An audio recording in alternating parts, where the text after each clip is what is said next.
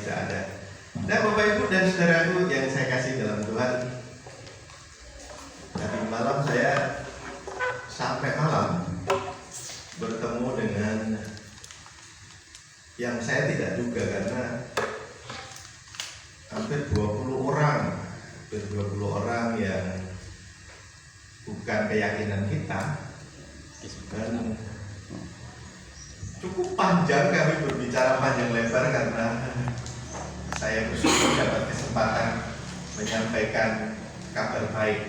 Ya, soal hasil itu urusannya Tuhan, tapi aku benar-benar banyak pemahaman-pemahaman yang tentu berbeda, karena campuran, ada yang Calvin, ada yang dengan keyakinan yang pokoknya tidak sama dengan kita, ada yang punya pesantren, ada yang punya latar belakangnya macam-macam, dan banyak, ada yang dari Malaysia, ada yang dari Bima, dan makanya kemarin saya betul-betul pikir cuma beberapa orang begitu, dan tapi akhirnya Tuhan memimpin kami bisa bercakap-cakap, berbicara tentang iman, dan sampai malam saya harus pamit karena besok pagi kami harus ke pelajaran pagi-pagi, sehingga kami harus izin. Tapi kami punya suasana yang hangat walaupun berbeda keyakinan, dan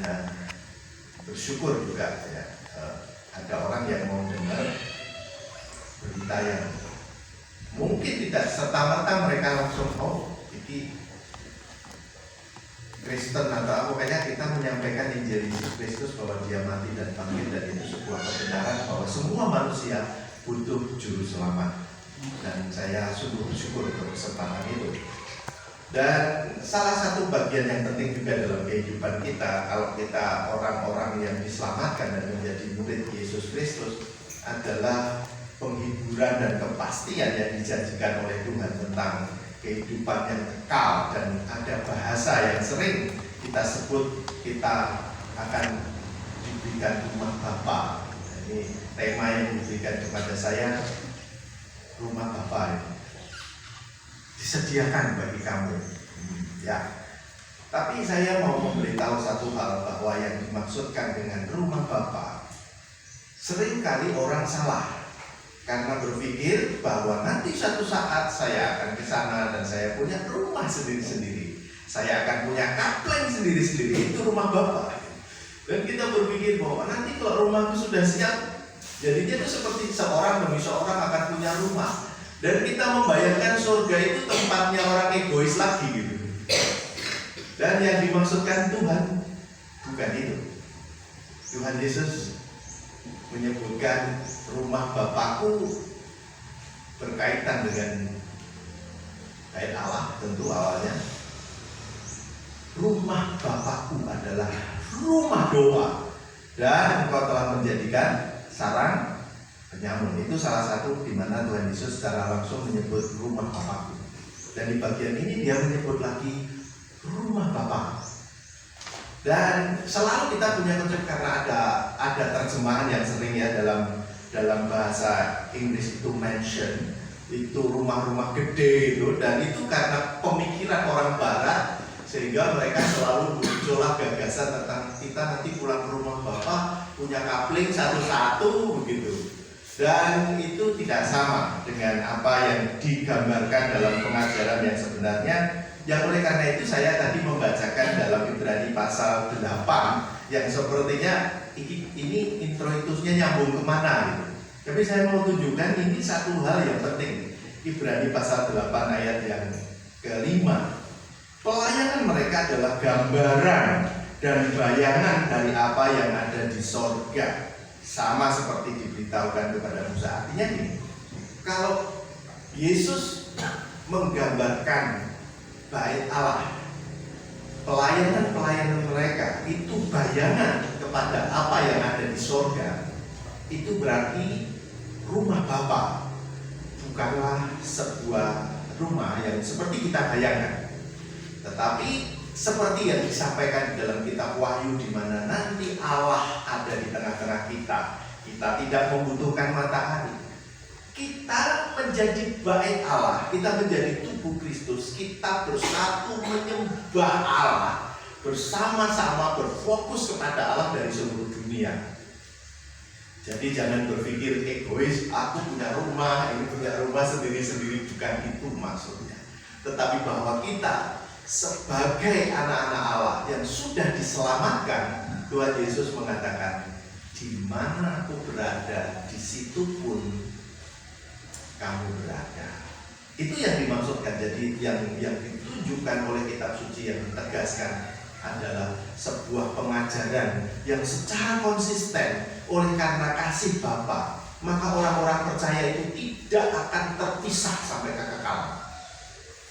Baik malaikat, baik yang ada di singgasana, baik dimanapun, tidak ada seorang pun yang bisa memisahkan kita dari kasih Allah di dalam Kristus Yesus, ya, menurut Roma pasal 8. Itu yang dimaksudkan, bahwa dimanapun Kristus, di situ kita ada. Itu rumah Bapa yang kekal. Kita berfokus menyembah Allah dalam roh dan kebenaran. Nah, sebenarnya firman ini disampaikan, ya, Yohanes 14 ini sudah didahului dengan Yohanes pasal yang ke-13, di mana pada malam itu hanya beberapa jam sebelumnya mereka sedang perjamuan dan Tuhan Yesus mencuci kaki para murid. Dan salah satu apa yang dikatakan oleh Tuhan Yesus mengingatkan kepada mereka adalah bahwa dari ayat pasal 13 ayat 11 itu yang membuat mereka galau sebenarnya. Pasal 13 ayat 11, sebab ia tahu siapa yang akan menyerahkan dia, karena itu ia berkata tidak semuanya kamu bersih. Jadi mereka mulai natap kiri kanan dan mulai gelisah, mulai rasa aduh sopo iki, mulai ada saling nengok kiri kanan, siapa yang kira-kira mau mengkhianati Yesus. Jadi ada perasaan galau di situ karena dikatakan bahwa mereka akan meninggalkan Yesus. Pada waktu disalib mereka akan tercerai-berai. Dan semua sudah disiapkan oleh Tuhan, dan bahasa yang dipakai oleh Tuhan Yesus adalah dia dimuliakan, ya. Dalam ayat 31 pasal 13, sesudah Yudas pergi, berkatalah Yesus, sekarang anak manusia dipermuliakan dan Allah dipermuliakan di dalam dia. Jadi istilahnya itu Yesus itu dimuliakan. Salib itu adalah sebutan lain dari Yesus dimuliakan di sini. Jadi dalam Injil Yohanes, kata dimuliakan itu bukan disanjung jadi raja, tapi ini menunjuk kepada peristiwa salib. Sama seperti yang dikatakan oleh Yohanes Pembaptis, ya, ketika dia berkata dia harus ditinggikan, atau Yohanes 3 itu, anak manusia harus ditinggikan, siapa yang percaya kepadanya akan beroleh hidup yang kekal, Yohanes pasal 3. Jadi kita melihat yang dimaksudkan oleh Tuhan Yesus di sini jelas tentang bahwa dia akan meninggalkan mereka. Mereka akan tercerai-berai, mereka akan ada dari antara mereka yang menyangkal dan ada di antara mereka yang mengkhianati, sehingga mereka galau, mereka gelisah antar mereka, sekaligus galau mereka mau ditinggal oleh Tuhan. Karena Yesus berkata, aku pergi kepada Bapa. Setiap waktu selama 3 tahun lebih, setiap ada masalah, mereka punya masalah di laut, ada ombak, mereka hampir mati, dan mereka selalu berseru, Tuhan tolong, Yesus tolong, dan selalu ditolong. Petrus mertuanya sakit, Tuhan Yesus mampir sembuhkan. Semua dilihat dari kacamata di mana mereka selalu dilawat, mereka selalu disembuhkan, dipulihkan, disemangati. Dan sekarang orang yang sangat mereka andalkan itu berkata, aku mau pergi. Sehingga yang terjadi adalah kegelisahan. Ketika yang kita andalkan, ketika yang penting bagi kita, ketika yang kita anggap bisa menyelesaikan masalah-masalah kita, meninggalkan kita, kita pasti takut. Kita kita pasti gelisah. Dan kira-kira itu, maka Tuhan Yesus memberikan penghiburan dalam Yohanes pasal 14 ini. Dia memberikan penghiburan dengan membicarakan tentang, walaupun aku pergi, tapi aku tidak akan meninggalkan kalian lolo. Enggak.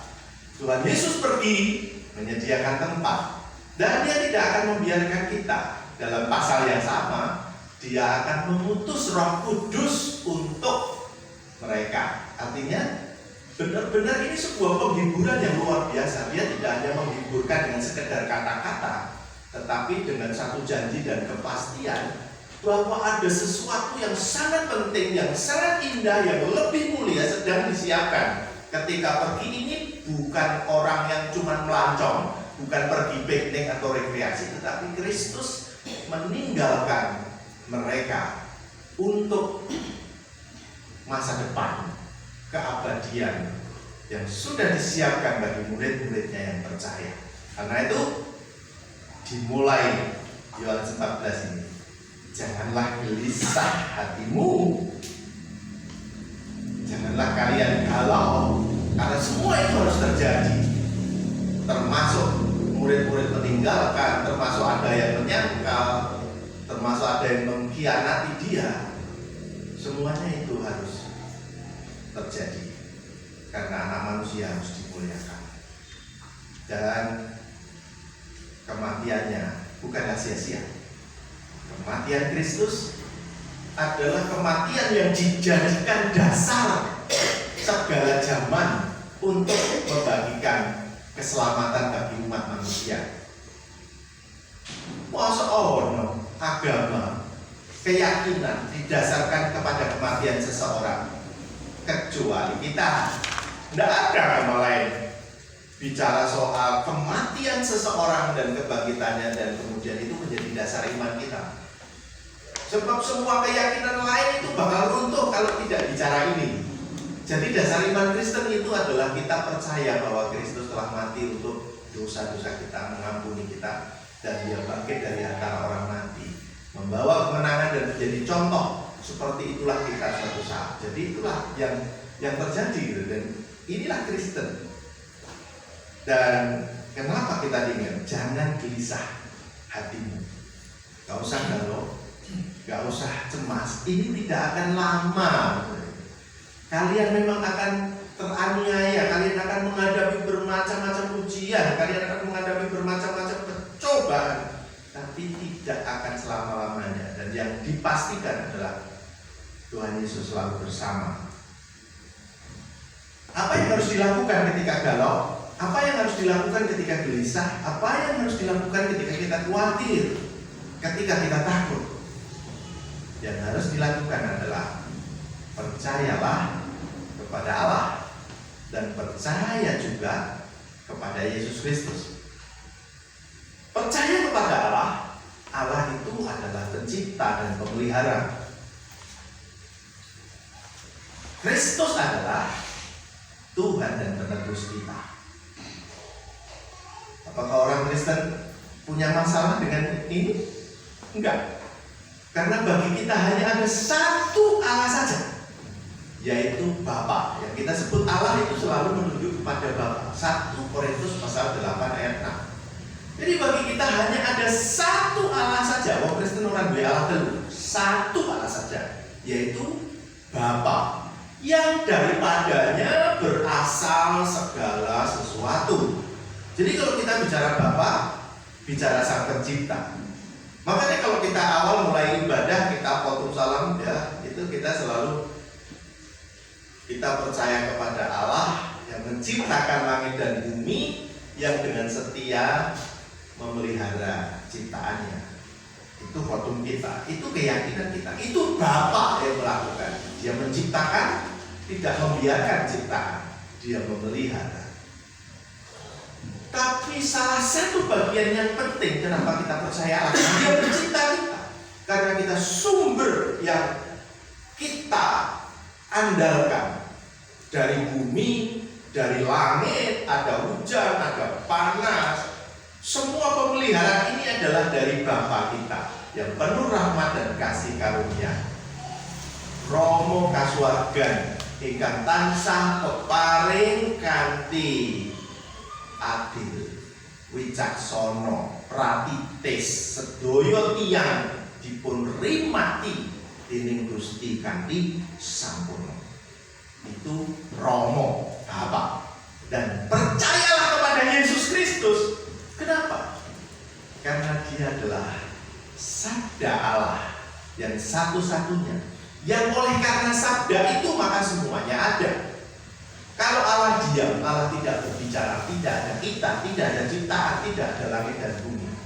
Karena itu semua yang ada, Tuhan Yesus adalah sabda, di mana ketika Allah bersabda, semua jadi.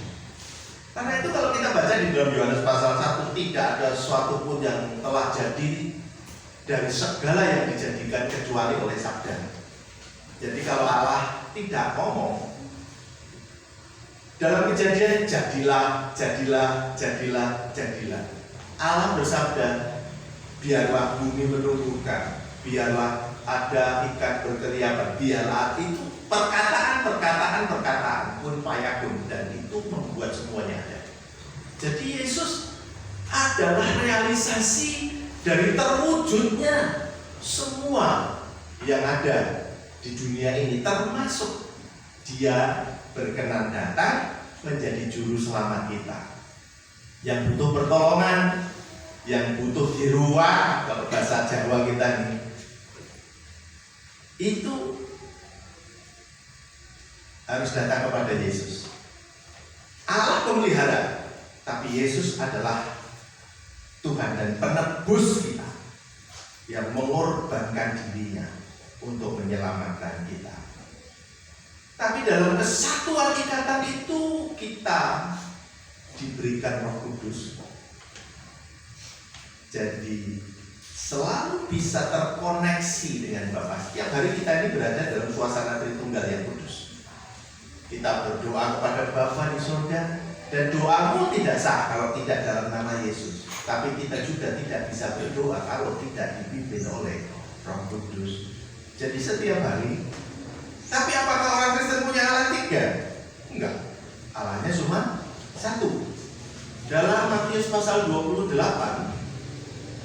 ayat 20 dikatakan, baptislah mereka dalam nama Bapa dan Anak dan Roh Kudus.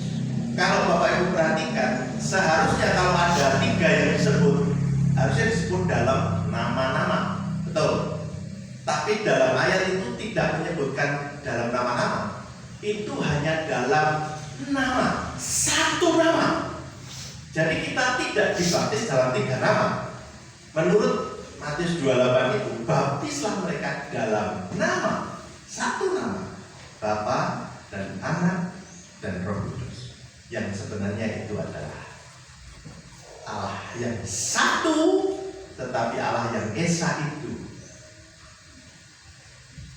telah secara unik bisa tampil sebagai pribadi yang mewujudkan dirinya itu dalam Bapa, Putra, dan Roh Kudus, dan sekaligus yang tunggal, karena itu Allah. Kalau kita diciptakan dengan segambar dan serupa dengan Allah, berarti Allah itu ya kira-kira kayak kita ini gambarnya kan. Saya, perkataan saya, dan roh saya tidak bisa dipisahkan. Kalau saya dipisahkan dengan roh saya, berarti saya mati. Kalau dipisahkan dengan perkataan saya, ya tidak bisa. Kalau saya yang salah ngomong, direkam, terus dipenjara, apakah aku enggak kok, kata-kata saya silahkan penjara? Jangan. Tapi saya dibawa karena salah ngomong. Karena perkataan saya dengan diri saya, dengan roh saya satu. Itulah Bapa, Allah kita, Bapa, Putra, Roh Kudus itu satu dan sempurna. Nah, kita cuma gambaran terbatas, dan itu mencontohkan yang sederhana. Dan oleh karena itu, percayalah kepada Allah dan percayalah juga kepada Yesus Kristus. Percaya Allah yang memelihara dengan luar biasa, percaya kepada Yesus Kristus Sang Penolong, Sang Penebus, dan percayalah kepada Roh Kudus Sang Pembimbing dan yang memberi hidup Yang memberi hidup itu nafas, itu roh Allah. Dan kita bersyukur. Kalau kita galau, kita takut, kita khawatir, apapun persoalannya, jangan lupa kita punya Bapa yang memelihara dengan sempurna, penuh kasih karunia. Kita punya Yesus Kristus, Tuhan yang menebus, yang berkuasa atas surga dan bumi. Dan kita punya Roh Kudus yang bekerja di dalam kita. Kita dapat pertolongan dari Yang Maha Kuasa di atas sana. Kita mendapat pelawatan penebusan dari Kristus Yesus.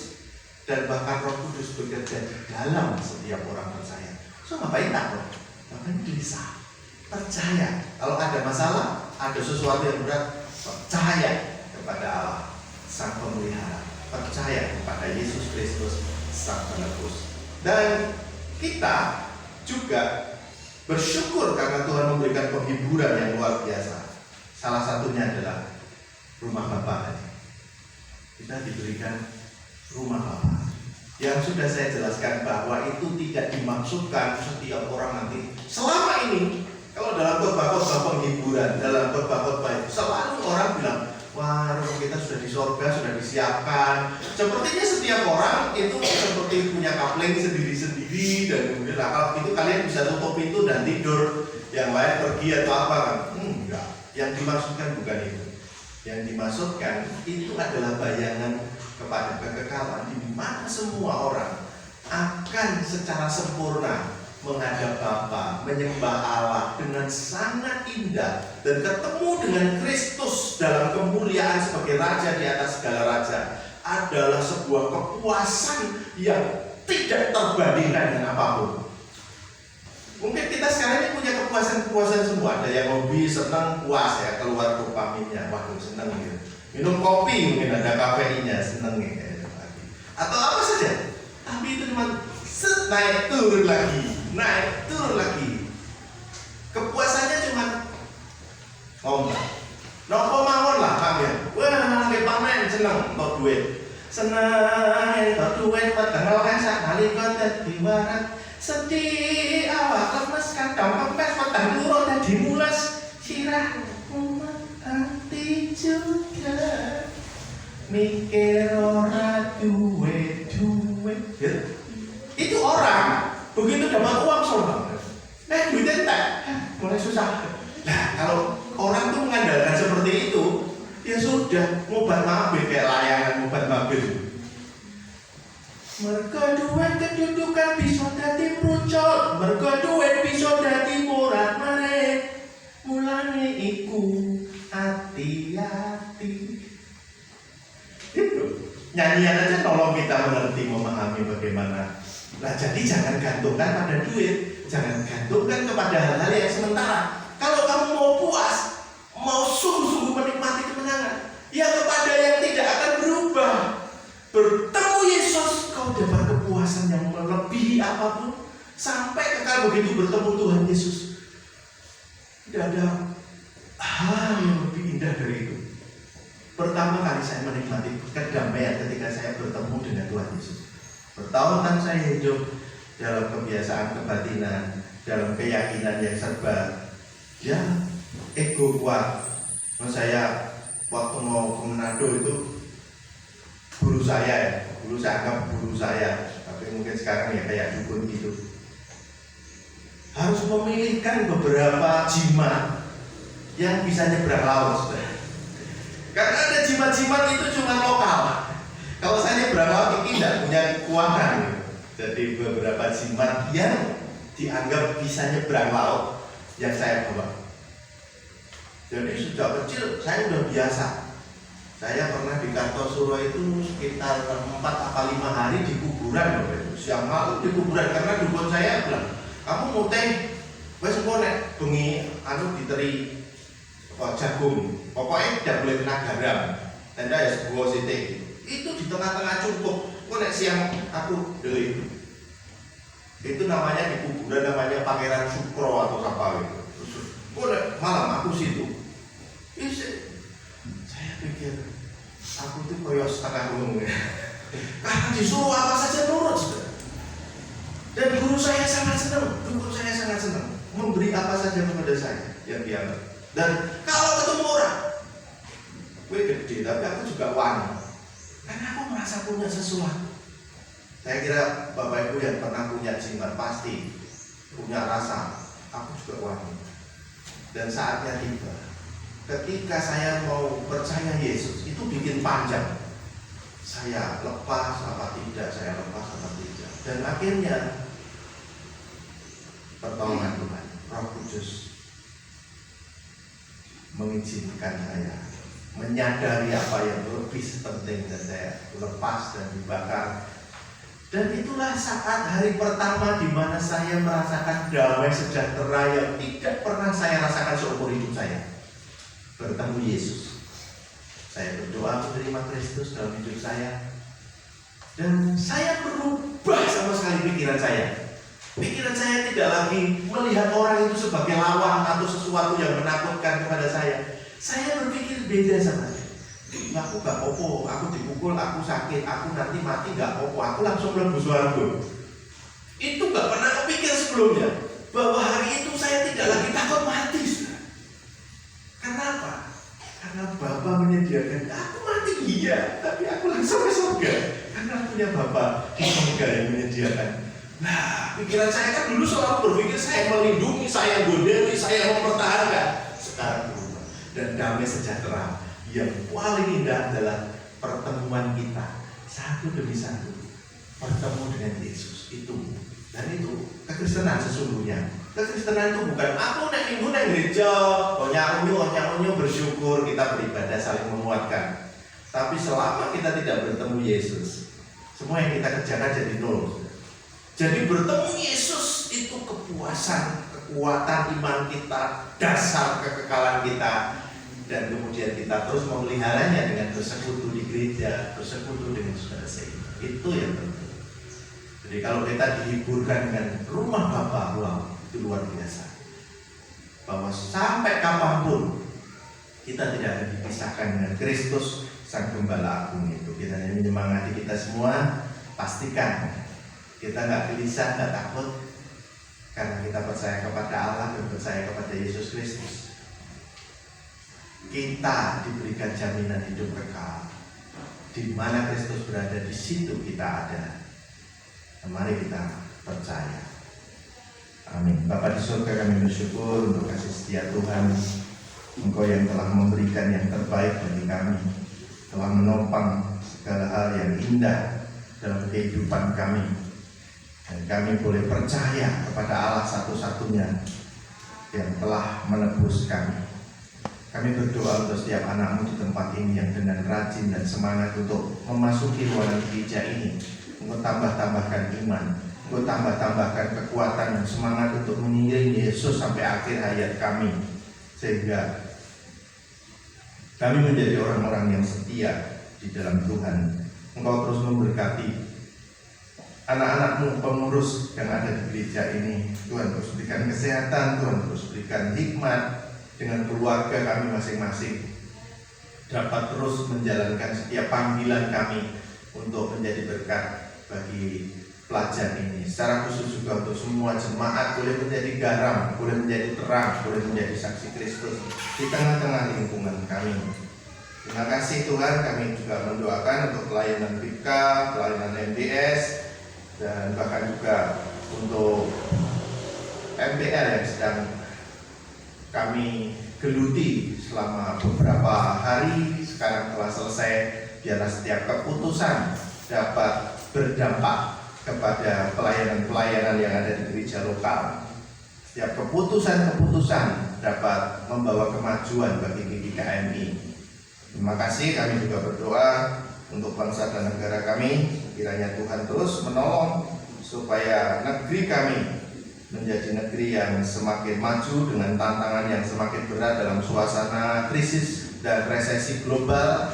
Biarlah Tuhan memberikan kemampuan kepada para pemimpin bangsa untuk dapat mengatur, mengelola negeri ini lebih baik dengan bijaksana, tidak banyak korupsi, dan terlebih lagi juga untuk kami sebagai masyarakat dapat memberikan sumbangsi dan keterlibatan kami mendukung kemajuan bangsa kami ini. Kami juga terus mendoakan untuk keluarga-keluarga jemaat agar terus diberikan kekuatan, hikmat dalam menghadapi masalah-masalah dan realita hidup sehari-hari. Mereka tetap diberkati dalam pekerjaan dan dalam usahanya masing-masing, sehingga kami dalam keluarga iman, anak cucu kami, keluarga kami bersama-sama melayani Tuhan dan menjadi berkat dan menjadi kesaksian yang baik. Terima kasih Tuhan. Kami juga berdoa untuk saudara-saudara yang masih membutuhkan pertolongan dari kesehatan, mereka yang masih mengadakan pengobatan khusus, mereka yang memberikan kesempatan untuk terus bertemu dengan dokter, bertemu dengan obat-obatan, semuanya Tuhan berkati supaya menjadi alat di tangan Tuhan, karena kami percaya Tuhan Yesuslah penyembuh kami, dan Engkau yang terus sempurna memberikan topangan kesembuhan sebagai Yehova Rafa bagi anak-anak-Mu di tempat ini.